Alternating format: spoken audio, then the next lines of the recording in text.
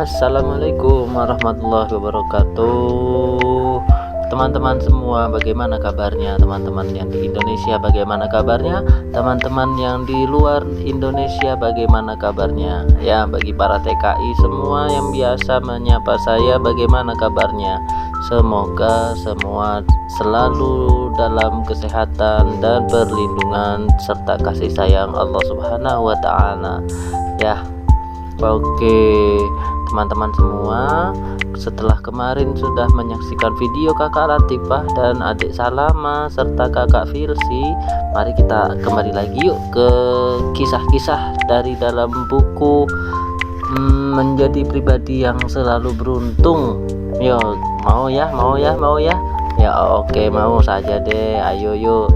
Nah, karena kita sekarang sudah memasuki kisah yang ke-11. Apa ya judulnya Judulnya yaitu Meludahi Sumur Sendiri. Mari kita mulai saja yuk. Seorang karyawan mengeluh soal sistem kerja di kantornya. Selama saya pindah dari satu kantor ke kantor yang lain, ini adalah kantor yang paling buruk. Nah, begitu keluhnya. Kok bisa? Tanya juniornya. Lihat saja statusku sekarang. Sudah kerja 3 tahun, tidak diangkat jadi karyawan tetap. Buruk sekali manajemen kantor ini. Junior yang baru satu tahun kerja itu menganggukkan kepala. Gitu ya mas. Waduh, itu gawat banget ya. Gimana nasib kita ya? Padahal seharusnya kalau sudah 2 tahun kerja kan langsung diangkat jadi karyawan tetap ya. Ya itu parah nih direksinya. Andai saja sudah diangkat jadi karyawan tetap, kita bisa dapat fasilitas ini dan itu, termasuk fasilitas dana pensiun. Kalau kerja 3 tahun begini gak jelas nasibnya, ya percuma saja kita kerja di sini.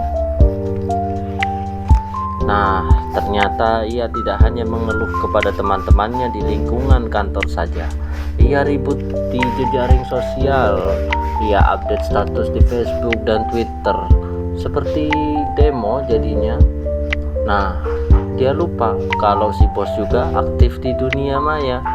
Akibatnya ia langsung ditegur dan dapat surat peringatan.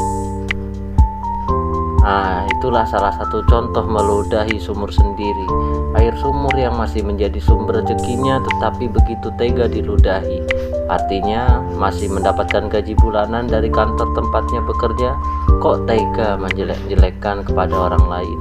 Padahal ya setelah dikonfirmasi ke bagian direksi, ternyata karyawan tersebut belum juga diangkat jadi karyawan tetap karena suka terlambat, pekerjaan tidak pernah beres, suka sekali membantah perintah atasan, dan tidak bisa diajak kerja sama tim.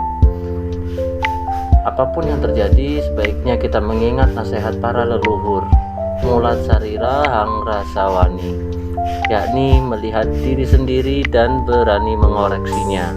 Ini adalah ajaran mulia agar kita tidak sibuk menyalahkan pihak lain. Semakin sibuk kita mencela orang lain, akan semakin nelangsa hidup kita. Padahal jelas-jelas setiap bulan masih mendapat gaji, akhirnya gaji itu rasanya tidak ada nilainya lagi. Nah, saya lanjutkan kisah karyawan tadi ya. Setelah mendapat surat peringatan, justru dia marah dan tersinggung. Langsung dia buat surat pengunduran diri, padahal dia belum tahu setelah itu mau kerja di mana.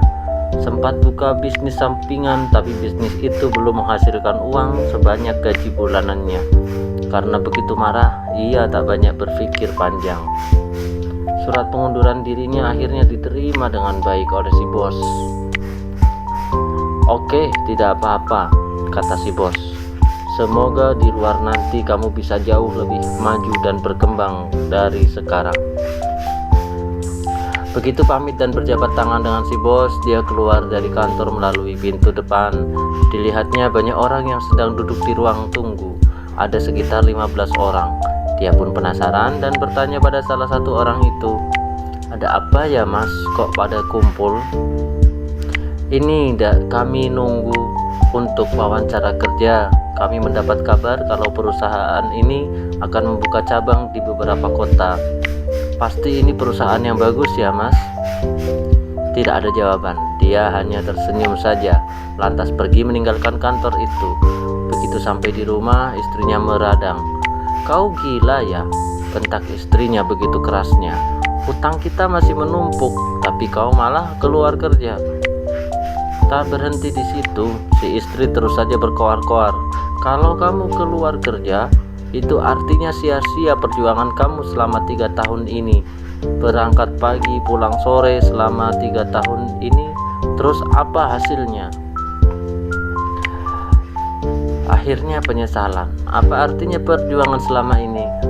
Kata-kata istrinya itu membuatnya tidak bisa tidur nyenyak dan makan tidak enak. Benar saja, perusahaan yang dia tinggalkan itu pun berkembang menjadi perusahaan besar. Kantor cabangnya kini tersebar di beberapa wilayah. Beberapa teman lamanya yang dulu statusnya masih karyawan kontrak, kini sudah menjadi karyawan tetap. Sedangkan dia kembali ke kampung halamannya. Motornya ditarik oleh pihak leasing karena tak bisa membayar angsuran kreditnya. Di kampung tidak ada satupun kantor yang lebih bagus dari kantornya dulu. Parahnya, akhirnya dia justru menjadi pengangguran. Sesekali dia diajak oleh saudaranya untuk berjualan ini dan itu, tapi dia gengsi kalau jadi pedagang di pasar lantaran bergelar sarjana. Hari-harinya pun suram, pikirannya buram sebab menyesali kenapa begitu bodoh memutuskan untuk buru-buru resign dari kantornya dulu. Nah, kita masuk ke inspirasi hati teman-teman ya. Penyesalan selalu datang terlambat, sebab amarah menggerus rasa syukur hingga ke batas akhir. Serasa tak ada lagi kebaikan dalam proses berjuang sehingga layak dikutuk. Padahal kewajiban kita hanyalah berproses dan menikmati setiap perjalanan hidup. Hasilnya kita serahkan kepada Allah yang Maha Adil. Bila baik kerja kita, ganjarannya tentu juga akan baik, maka syukurilah. Ya, begitu teman-teman, sebuah kisah yang berjudul Meludahi Sumur Sendiri. Mudah-mudahan bisa menjadi pelajaran buat saya terutama ya, dan buat teman-teman semuanya juga yang tetap setia mendengarkan hingga